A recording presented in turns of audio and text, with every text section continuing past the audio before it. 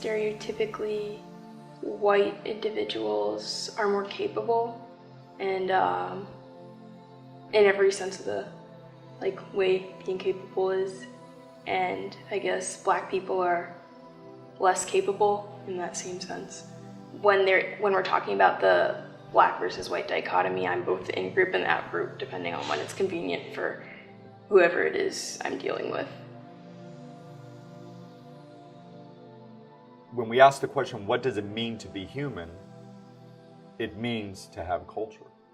All of these institutions of culture, these units of culture require certain, which you called it, cultural standards, require a certain kind of behavior. Now, since we are a colonial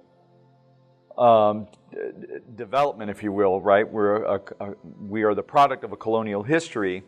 We have various ethnic enclaves within the country. Ethnic enclaves that exist within the larger umbrella of what it means to be American. And so those children are going to be able to code shift. And so in a lot of ways, they're going to be what we call bicultural. They'll be able to function in both cultures if successful. Is it almost like you have to create two characters for your lives? 100%. But there's the talking black thing. I have a friend of mine. She was raised, people told her she was trying to act white, and they were criticizing her because of it. And I do the same thing. I don't know how to speak Ebonics, but I have a different character, I guess, and a different sense of humor. Especially when people come into contact with things that are confusing to them, the first thing they do is try and label them. So I get labeled quite often. I think many black Americans get a bad rap on the way they conduct themselves, mainly based on the stereotypes that we discussed earlier. It can be disappointing just because I know how the story ends with that. What happens is a lot of people that really don't know black people, what happens is they will have an unfavorable experience with one black person, and then they will go about the rest of their lives thinking about that and treating other black people based on that bad experience. My mom's side of the family is from Pakistan, and then my dad's side of the family is from Guyana, which is in South America. My dad, he was originally born in Guyana, and he became a citizen in the U.S. So when he was in Guyana, when he was younger, he was Christian. He came here for college, and then when he moved down from Jacksonville to Miami, that's when he actually was introduced to the religion of Islam, and that's when he converted. Well, I mostly identify as Pakistani, I guess, because I hang out, or I associate myself with more people that are from Pakistan. Most of my parents' friends, or at least my mom's friends, are all mostly Pakistani. So when we go over to their house for parties or something, most of the people there are speaking the language that is found in Pakistan called Urdu. I can understand it since my grandparents basically spoke to me when I was younger, but I'm not able to speak it.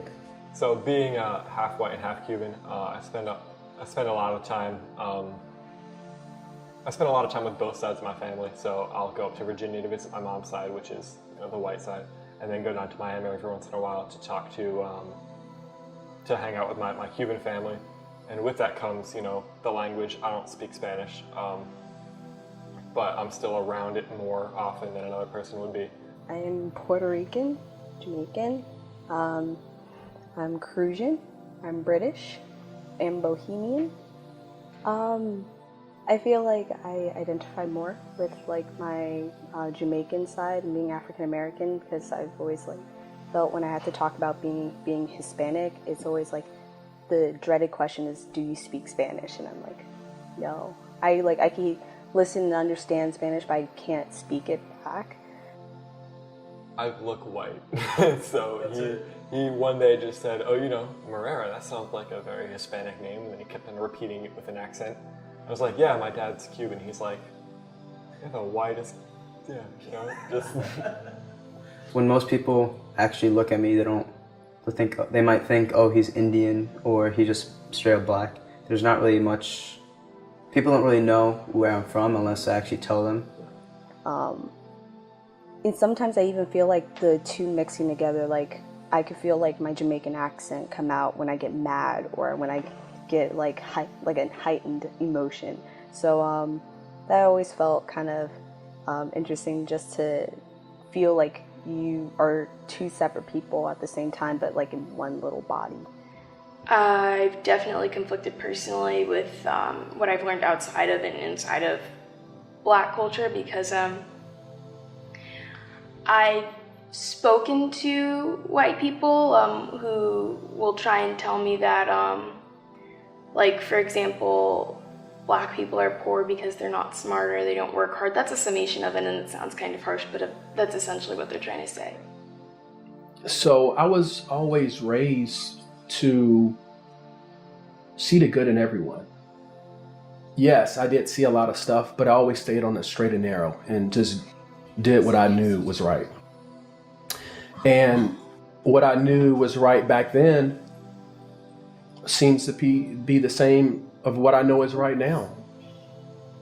And just treat people the right way.